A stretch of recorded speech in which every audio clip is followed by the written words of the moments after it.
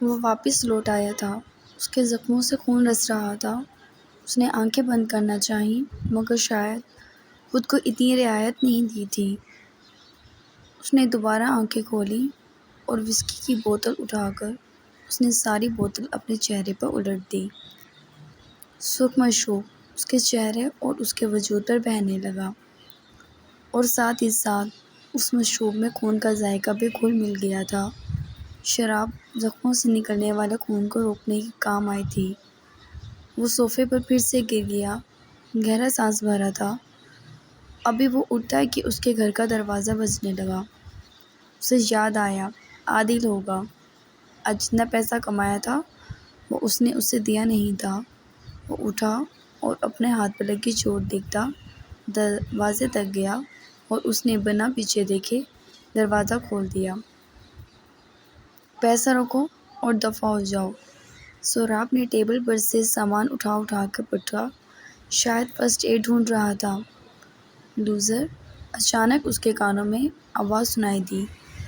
یہ وہ آواز تھی جو وہ لاکھوں کروڑوں میں بھی پہچان لیتا۔ یہ آواز اسے چین سے سونے نہیں دیتی تھی۔ یہ آواز اس کے دل نامی کسی چیز کو پتھر کا کر چکی تھی۔ یہ آواز کبھی بھی بھول نہیں سکتا تھا۔ بل کھا کے مڑا اور مقابل کھڑے مراد خان کی آنکھوں میں دیکھنے لگا۔ وہ اب بھی ویسے ہی تھے، بالکل پرفیکٹ، بالکل پہلے کی طرح اچھے، مہنگے کپڑے اور جتنے مہنگے کپڑے اتنی ہی مہنگی انا۔ شاید پچھلے 7 سالوں میں اس نے اپنی رگوں میں خون دوڑتا محسوس کیا تھا، مگر اس وقت اسے لگ رہا تھا اس کی رگوں میں آگ دوڑ رہی ہے جو اس کے وجود کو تکلیف سے دوہرا کر رہی ہے۔ سہراب نے مٹھیاں بھینچ لیں۔ بالکل ویسے کے ویسے ہو، زندگی میں کچھ نہیں کر سکے، گھر سے فرار ہونے کے بعد اکھاڑوں میں لڑ رہے ہو، پہلے سے ہی برباد چہرے کو مزید مار دھاڑ کے بعد اور حسین کر رہے ہو، اور واہ کس عالیشان جگہ پر رہ رہا ہے مراد خان کا بیٹا۔ وہ بولے، ان کے لہجے میں نخوت تھا، غصہ تھا، جیسے اس کی بربادی دیکھ کر وہ بھڑک اٹھے ہوں۔ ایک دم اس نے اپنا مضبوط ہاتھ اٹھایا تھا۔ وہ مراد خان کے سامنے کھڑا اس وقت اتنا طاقتور لگ رہا تھا کہ اگر چاہتا تو اپنی ہر اذیت کا بدلہ لے کر وہ کچھ کر جاتا، جو شاید ایک بیٹے پر زیب نہیں دیتا تھا کہ وہ باپ کے ساتھ کرے۔ کیوں آئے ہو؟ وہ دانت پیس رہا تھا۔ اسے سالوں بعد غصہ خود میں ان کی شکل دیکھ کر محسوس ہو رہا تھا، مگر پھر بھی وہ چپ کھڑا تھا۔ وہ برداشت کر رہا تھا، نہ چاہتے ہوئے بھی، تمہیں لینے اور شاید تمہیں لیے بنا جاؤں بھی نہ، کیونکہ میرے پاس اس کے علاوہ کوئی رستہ نہیں ہے۔ وہ بیزاری سے بولے، جبکہ سہراب خان ہنس دیا۔ ہنستا ہنستا وہ صوفے پر ایک دم دھڑم سے گرا۔ مراد خان، 7 سال بعد بھی ویسے ہی بولتے ہو، مگر سمجھ یہ نہیں آ رہی کہ ایسی کیا مجبوری آ گئی جو اپنے شاہی محل سے نکل کر میری دنیا میں جھانکنا پڑ رہا ہے آپ کو۔ وہ ٹانگ پر ٹانگ رکھے انہیں دیکھنے لگا۔ وہ ٹانگ جھلا رہا تھا۔ مراد خان اس کے رویے پہ غصے سے بھڑکے۔ تمہارے دادا بستر مرگ پر ہیں، تمہیں یاد کر رہے ہیں، ساتھ چلو میرے، شاید تم بہتر اور انسانوں والی زندگی گزار لو۔ یہ جانور سے بھی بدتر ماحول میں رہ کیسے رہے ہو؟ وہ بولتے ہوئے اس کے فلیٹ پر حقارت بھری نگاہ ڈالنے لگے، جہاں ہر طرف کباڑ ہی تھا۔ سہراب حیران ہوا۔ کافی عرصے بعد وہ چونکا تھا، اور بھلا دادا، یہ لفظ اس کی پہچان سے باہر تھا۔ سہراب خان کو یاد کرنے کی وجہ کیا تھی؟ میں کہیں نہیں جاؤں گا، آپ یہاں سے جا سکتے ہیں، اور کوشش کریے گا دوبارہ اپنی شکل مجھے نہ دکھائیں۔ سہراب، تمیز سے بات کرو، تمیز مت بھولو۔ میرے پاس تمیز نام کی کوئی چیز نہیں ہے مراد خان، اور تمیز تہذیب تو آپ جیسے شاندار اور عالیشان لوگوں پر جچتی ہے، مجھ پر نہیں۔ تو بہتر ہوگا میری طرف نہ دیکھیں۔ دوبارہ جواب دے کر وہ اپنے بیڈ پہ گر گیا۔ اور اس نے تکیہ منہ پر رکھ لیا، گویا جتا دیا ہو وہ اب ایک لفظ ان سے نہیں بولے گا، جبکہ دوسری طرف مراد خان کا تو خون ہی کھول گیا تھا۔ وہ وہاں سے نکل گئے، جبکہ سہراب نے ان کے نکلتے ہی تکیہ منہ پر سے ہٹا لیا۔ اسے لگا اس کا سر درد سے شدت سے درد کر رہا ہے۔ اکثر اسے مائیگرین کا درد ہوتا تھا۔ وہ ایک جھٹکے سے اٹھا تھا، اس کا آدھا سر بری طرح درد کر رہا تھا۔ اس نے سارا سامان الٹ پلٹ کر کے پھینک دیا تھا، مگر اسے وہ دوائی نہیں مل رہی تھی۔ جو وہ لیتا تو اس کے سر میں درد کم ہوتا۔ اس نے ایک اور وائن کی بوتل کھولی، مگر شراب سے بھی درد کم نہ ہوا۔ وہ ایک دم زمین پہ گر گیا۔ اسے دوائی چاہیے تھی، اس کا سر پھٹ رہا تھا۔ وہ سمجھ نہیں پا رہا تھا اسے کیا ہو رہا ہے، یا پھر سمجھنا نہیں چاہتا تھا۔ مراد خان اب بھی ویسے ہی 7 سال بعد بھی اس سے اتنے ہی بیزار اور لاپرواہ۔ بعض اوقات تو اس کا دل کرتا تھا اتنا مارے اور چیخ چیخ کر سوال کرے کہ اسے پیدا کرنے کی کیا وجہ تھی، جب نفرت اس کے وجود میں ڈالنی تھی۔ اس نے کہا اسے پیدا کیا جائے، کیا اس کا شوق تھا جو ہر عذاب کو اسے ہی سہنا تھا، وہ بھی اتنی معصوم عمر سے۔ ارے واہ سہراب خان صاحب سو رہے ہیں اور وہاں ڈائریکٹر نے میرا دماغ کھا لیا۔ علینا نے ایک دم اس کو زمین پر پڑا دیکھا تو تکیہ اٹھا کر اس کے منہ پر دے مارا۔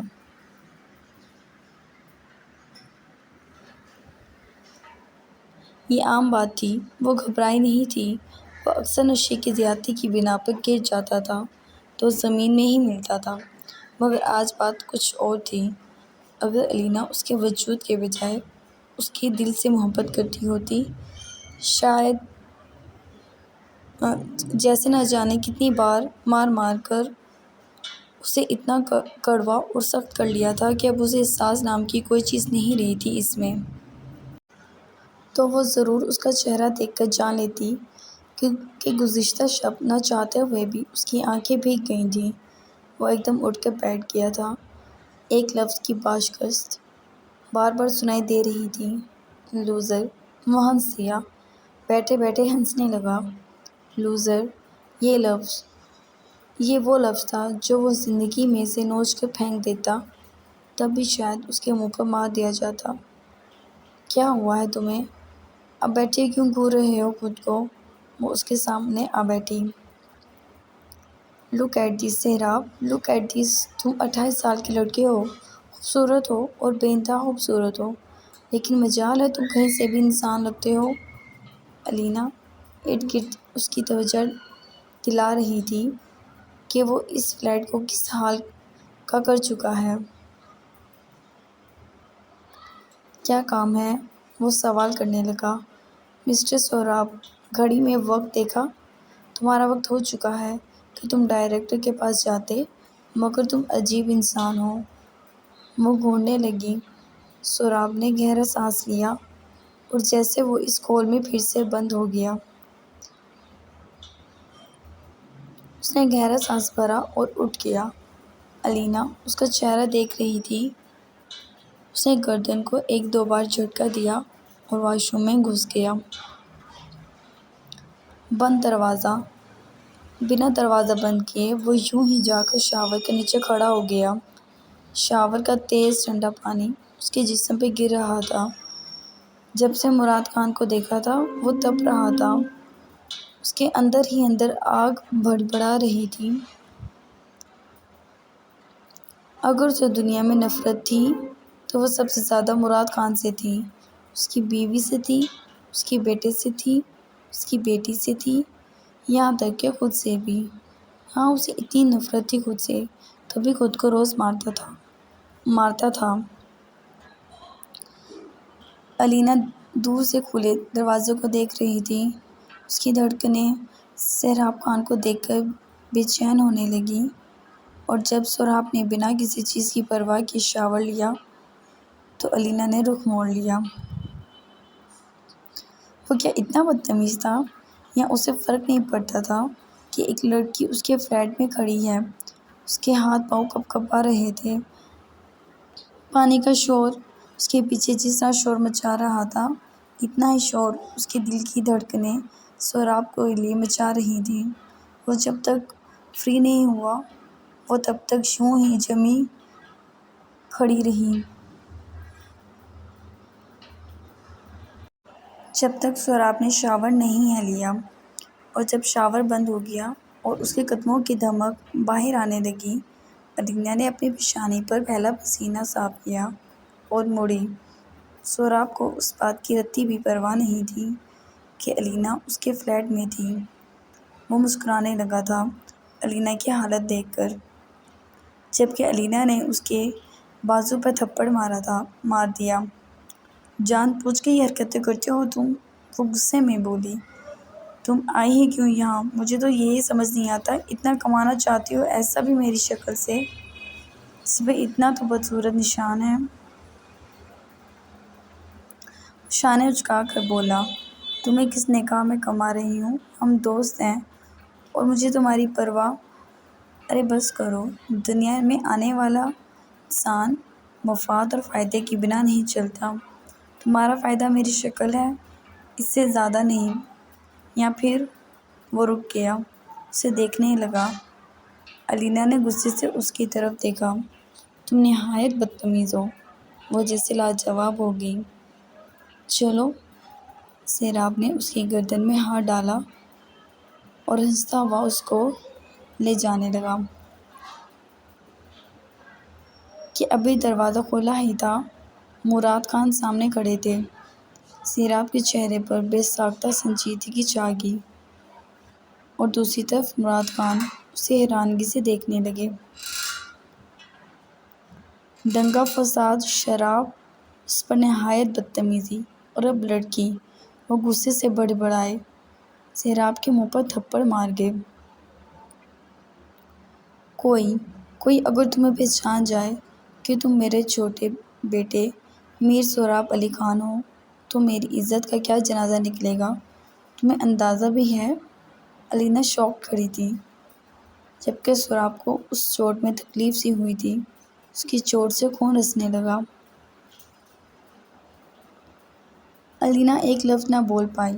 وہ کون تھا جس نے سوراب کے منہ پر تھپڑ دے مارا؟ وہ منہ پر ہاتھ رکھے کھڑی تھی۔ سوراب نے سرخ نظروں سے مراد خان کی طرف دیکھا اور اس کی جانب قدم اٹھانے لگا۔ ڈراؤ گے اس جانور جیسے جسم اور کھر دماغ سے ڈراؤ گے باپ کو؟ مارو گے مجھے تو مارو، میں بھی دیکھتا ہوں کتنی بے غیرتی ہے تم میں۔ وہ دھاڑے اور اسے جھنجھوڑ دیا، جبکہ اس کے بازوؤں کو چھوتے ہی احساس ہوا کہ وہ کس قدر مضبوط تھا۔ یا اس نے اسے بنا لیا تھا؟ کیوں میری زندگی میں دخل دے رہے ہیں؟ وہ سنجیدگی سے پوچھنے لگا۔ سوراب خان، جو تمہیں کہا جا رہا ہے وہ کرو۔ مراد خان انگلی اٹھا کر بیٹے کو بولے۔ اس نے ان کی انگلی دیکھی اور پھر الینا نے پہلی بار اس کے اندر زلزلہ سا محسوس کیا تھا۔ الینا گھبرا کے پیچھے ہٹی، جبکہ سوراب نے مراد کی وہی انگلی جکڑ لی۔ مراد خان نے گھبرا کے اپنا ہاتھ اور پھر اس کے ہاتھ کی جنونی کیفیت دیکھی تو وہ کچھ بول نہیں پائے۔ جب میں آپ کے ساتھ نہیں جانا چاہتا تو کیوں میرے پیچھے پڑے ہیں آپ؟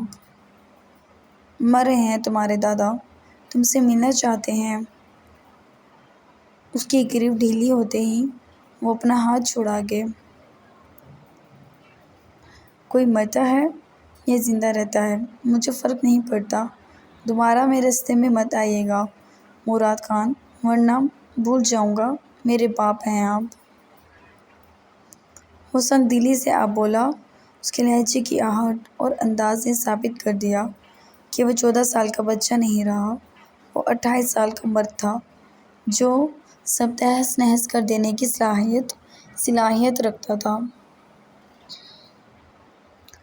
الینا کا ہاتھ جکڑ کر وہ وہاں سے نکلتا چلا گیا۔ جبکہ مراد خان نے غصے سے ہتھیلی پر مکہ مارا۔ ان کی کوشش کے باوجود بھی وہ واپس نہیں لوٹ رہا تھا اور دوسری طرف باپ کی حالت ان کو پریشان کر رہی تھی۔ ماں کا تو انتقال ہو چکا تھا اور اب اپنے بستر مرگ پر پڑے باپ کو یوں ہی مرنے کے لیے نہیں چھوڑ سکتے تھے، تبھی وہ ان کی آخری خواہش پوری کرنا چاہتے تھے۔ اور گھر میں کوئی نہیں چاہتا تھا سیراب وہاں آئے، مگر سیراب کو لوٹنا چاہیے تھا۔ وہ اسے دور جاتا دیکھتے رہے تھے، نہ جانے وہ ان کے اسٹیٹس کو اور کتنا گراتا۔ وہ بدظن سے ہوتے وہاں سے خود بھی چلے گئے۔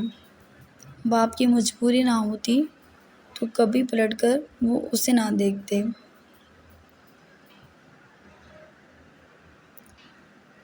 مرتضیٰ روم میں داخل ہوا تو کمرہ مکمل اندھیرے میں ڈوبا ہوا تھا، بس بیچ میں ایک لیمپ جل رہا تھا اور اس کے پاس ہی ایک آدمی چیئر پر بیٹھا تھا اور اس کے ساتھ زمین پہ ایک لڑکی بیٹھی تھی جس کے بال اس آدمی نے جگڑے ہوئے تھے، اور اتنی شدت سے بال جگڑے ہوئے تھے کہ وہ لڑکی تڑپ سی رہی تھی۔ روشنیاں کرو، ہمارا جوان آیا ہے۔ اس آدمی نے شاید مرتضیٰ کو پہچان لیا تھا۔ مرتضیٰ نے اس لڑکی کو ایک نظر دیکھا اور روشنیاں بکھر گئیں۔ آؤ آؤ، خوشخبری سناؤ، وہ بولا تو مرتضیٰ اس کے سامنے بیٹھ گیا۔ وہ آدمی مسکرا کر اسے دیکھ رہا تھا۔ ایکچولی ابھی سر کچھ ہو نہیں سکا، مگر میں جلد انتظام کر لوں گا، وہ بولا تو اس آدمی کی مسکراہٹ سمٹ گئی۔ اس نے ایک لمبا سانس کھینچا، روتی ہوئی لڑکی کو دیکھا اور اس کا منہ اوپر کر کے کھینچ کر اس لڑکی کے منہ پر تھپڑ مارنے لگا، یہاں تک کہ اس لڑکی کی چیخیں نکل گئیں۔ مرتضیٰ نے جیسے بے سکونی سے پہلو بدلا۔ سن رہے ہو اس کی چیخیں؟ سن رہے ہو؟ میں تمہاری نکلوا سکتا ہوں مرتضیٰ خان یہ چیخیں، اگر تم نے میرا پیسہ کھانے کا سوچا بھی تو۔